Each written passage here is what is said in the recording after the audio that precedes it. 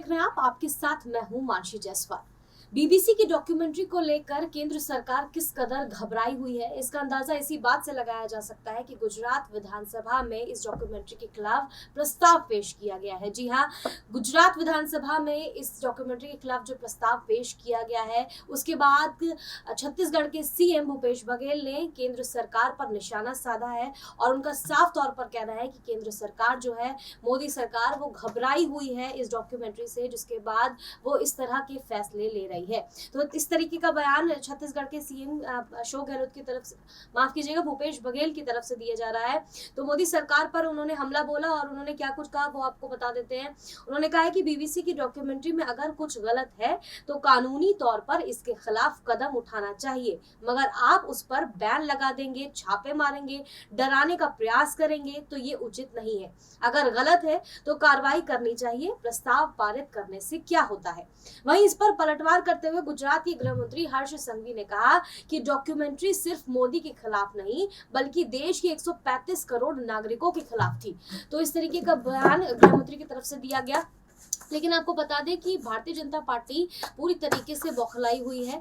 BBC की documentary में जिस तरीके की बातें मोदी सरकार के लिए कही गई या फिर साफ तौर पर एलिगेशंस लगाए गए, आरोप लगाए गए कि जिस तरीके से बीबीसी की डॉक्यूमेंट्री है, गुजरात दंगों में प्रधानमंत्री नरेंद्र मोदी की जो भूमिका रही है उस पर सवालिया निशान खड़े हुए, जिसके बाद मोदी सरकार ने तमाम सोशल मीडिया प्लेटफॉर्म्स से बीबीसी की डॉक्यूमेंट्री को बैन कर दिया।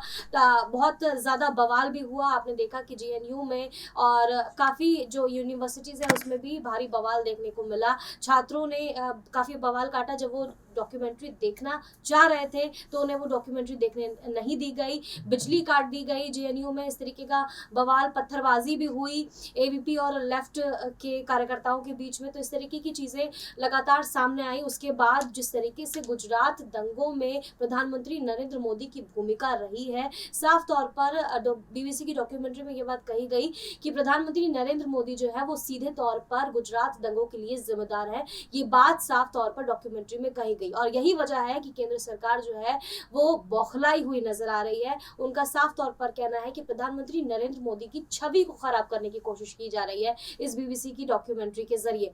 उसके बाद आप भी जानते हैं कि बीबीसी के ऑफिस में जिस तरीके से दिल्ली के ऑफिस में ईडी की छापेमारी हुई, उसके बाद भारी बवाल वहां पर भी देखने को मिला। जो बीबीसी के जो लोग हैं, काम करने वाले जितने भी ऑफिस में, उनका साफ तौर पर ये कहना था कि वो जो है ईडी के साथ पूरी तरीके से उनका साथ दे रहे हैं जांच में और कुछ भी सामने नहीं आएगा। इस तरीके की बात बीबीसी के ऑफिस की तरफ से कही गई। और आप पूरी तरीके से जानते हैं कि बीबीसी की डॉक्यूमेंट्री में गुजरात दंगों की जो छोटे छोटे पहलू हैं उन पर किस तरीके से बात कही गई है, उन पर किस तरीके से गौर किया गया है। और यही वजह है कि प्रधानमंत्री नरेंद्र मोदी जो है वो अपनी छवि को बचाने के लिए उन्होंने पूरी कोशिश की कि इस बीबीसी की डॉक्यूमेंट्री को कोई ना देख पाए। हालांकि जो छात्र हैं वो लगातार पूरी तरीके से उन्होंने कोशिश की कि वो इस डॉक्यूमेंट्री को देखें और इसका पहला पार्ट उन्होंने देखा भी है, कई छात्रों ने देखा भी है। और इसकी रिलीज डेट जब सामने आई थी तभी ये बवाल शुरू हो गया था। जेएनयू में जितने भी छात्र हैं उनका साफ तौर पर कहना था कि हम ये डॉक्यूमेंट्री देखेंगे और अगर इसमें कुछ गलत नहीं है तो क्यों इसको देखने से रोका जा रहा है,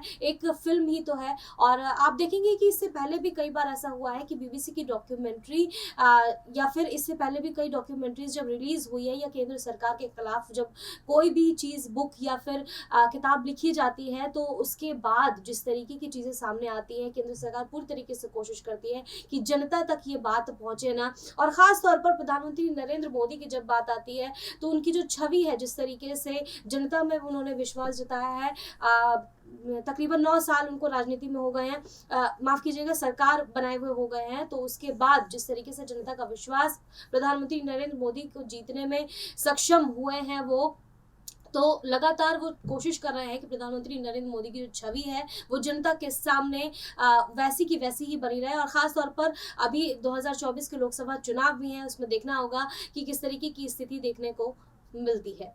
फिलहाल इस वीडियो में बस इतना ही। देश और दुनिया की तमाम बड़ी खबरों के लिए आप हमारे चैनल को सब्सक्राइब करना ना भूलें। हमें कमेंट सेक्शन में बताएं कि आपको ये वीडियो कैसा लगा। नमस्कार।